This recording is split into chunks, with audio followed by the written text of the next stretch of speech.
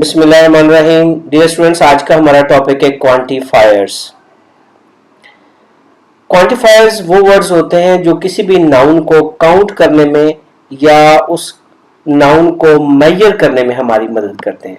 Count करना, definitely हम उन नाउन्स को काउंट कर सकते हैं जो काउंटेबल होते हैं, और मेजर उन नाउन्स को हम मेजर करते हैं जिनको हम काउंट नहीं कर सकते। जैसे लिक्विड्स हैं, इनको हम मेजर करते हैं, काउंट नहीं कर सकते। तो इसका मतलब एक सिंपल है जो आपने अभी याद रख लेना है। क्वांटिफायर्स का ताल्लुक नाउन की दो टाइप से है, काउंटेबल नाउन्स के साथ और अनकाउंटेबल नाउन्स के साथ। तो शुरू करते हैं क्वांटिफायर। ये प्री मॉडिफायर्स हैं, यानी ये नाउन से पहले आते हैं और ये उसको हेल्प करते हैं हमें काउंट करने में या मेजर करने में। तो इस टेबल में जो सबसे पहले आपको नजर आ रहे हैं ये सारे के सारे मॉडिफायर्स हैं। All, no, some, any, more, most, a lot of, lots of, enough, less. और याद रखें ये दोनों से पहले आ सकते हैं, काउंटेबल से पहले भी आते हैं और अनकाउंटेबल से पहले भी। तो पहली बात तो इसको अच्छी तरह समझ इस कॉन्सेप्ट को कि ये जो गिवन मॉडिफायर्स हैं, ये जो गिवन क्वांटिफायर्स हैं, ये काउंटेबल से पहले भी आते हैं और अनकाउंटेबल नाउन से पहले भी आते हैं। Let's see some examples. We have lots of time. Time uncountable है। We have lots of friends, ये countable है। तो दोनों से पहले ये lots of आ सकता है। I can't go out, I have no money. Money uncountable है, no लग गया। There was a lot of food but no drinks. Drinks countable है, no लग गया। तो आप देख सकते हैं जो गिवन नाउन्स है, all, some, more, a lot, इनकी एग्जांपल्स आप खुद बनाएं और मेक श्योर कि आपको पता हो ये काउंटेबल और अनकाउंटेबल दोनों से पहले आ सकते हैं।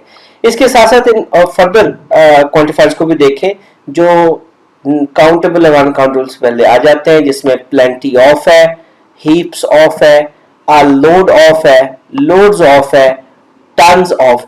और ये जो गिवन एक्सप्रेशंस हैं प्रेपोजिशन के साथ, ये इनफॉर्मल लैंग्वेज में यूज होते हैं, यानी स्पोकन इंग्लिश में यूज होते हैं।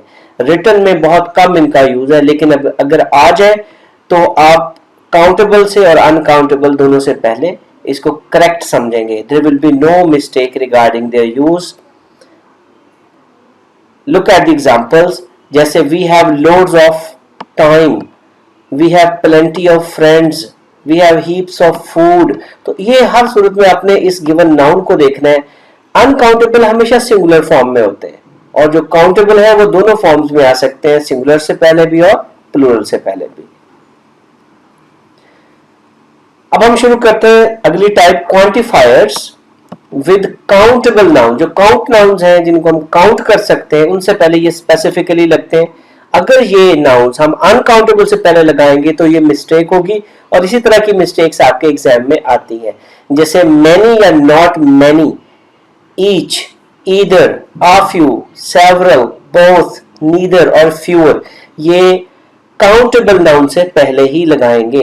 इसके साथ साथ a couple of, hundreds of, thousands of, a couple of, ये भी काउंटेबल से पहले आते हैं। जैसे एग्जांपल्स में देखें, I'll be back in a couple of minutes। ये minutes जो है that is a noun, जिसको आप देख सकते हैं ये प्लूरल फॉर्म में है और ये काउंटेबल है, तो आ कपल ऑफ लगा सकते हैं। 2 couples of minutes ऐसे भी लिख सकते हैं इसको।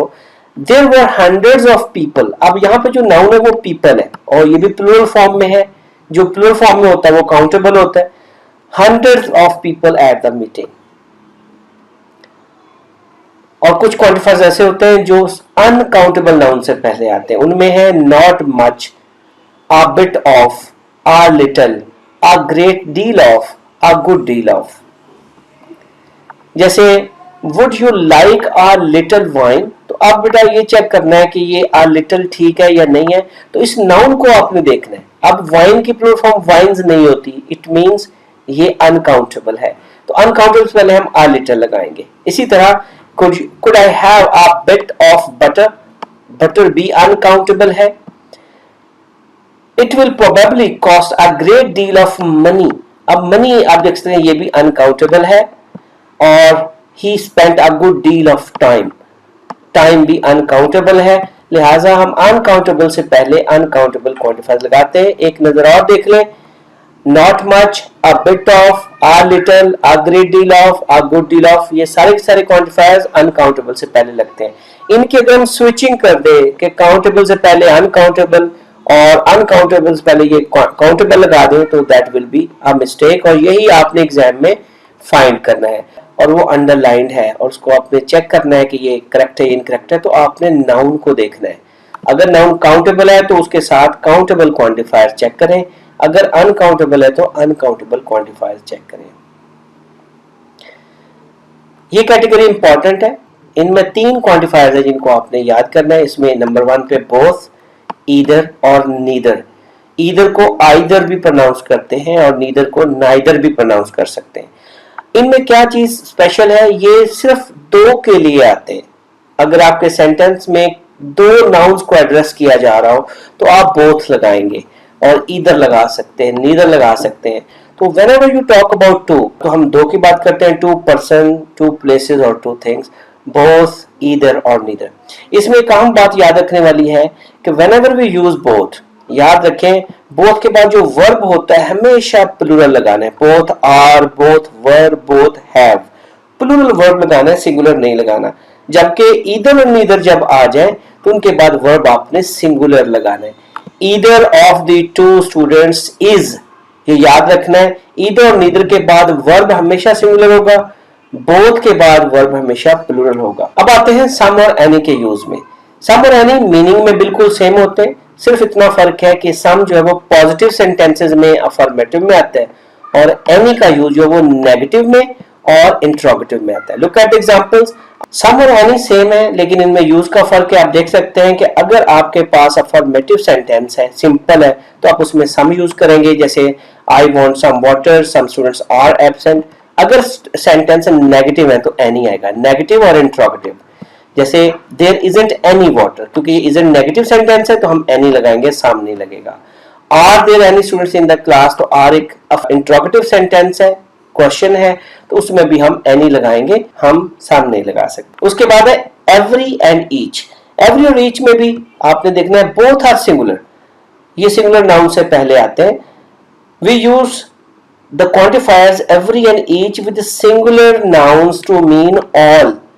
एवरी स्टूडेंट का मतलब है ऑल, एवरीबॉडी, सारे, मुकम्मल। तो ऑल की सेंस में हम ईच और एवरी को यूज करते हैं।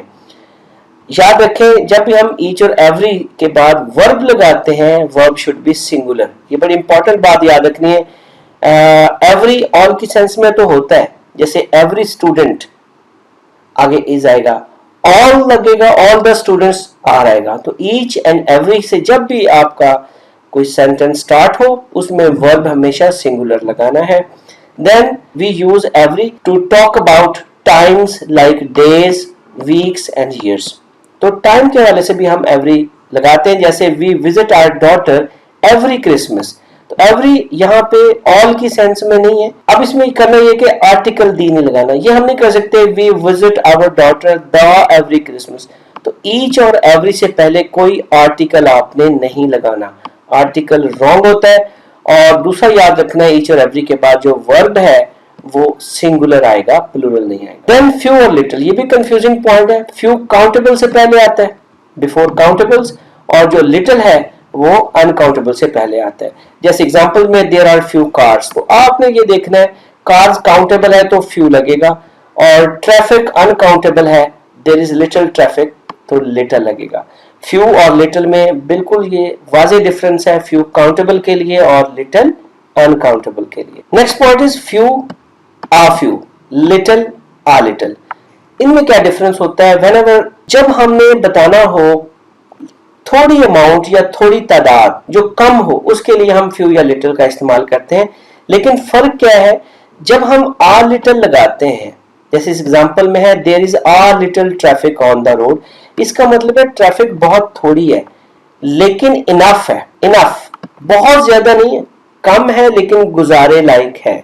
इसी तरह there are a few cars, अब यहाँ पे आ फ्यू लगाया, कारें तो हैं सड़क पर लेकिन ज्यादा नहीं है, थोड़ी है लेकिन इनफ है, सफिशिएंट है।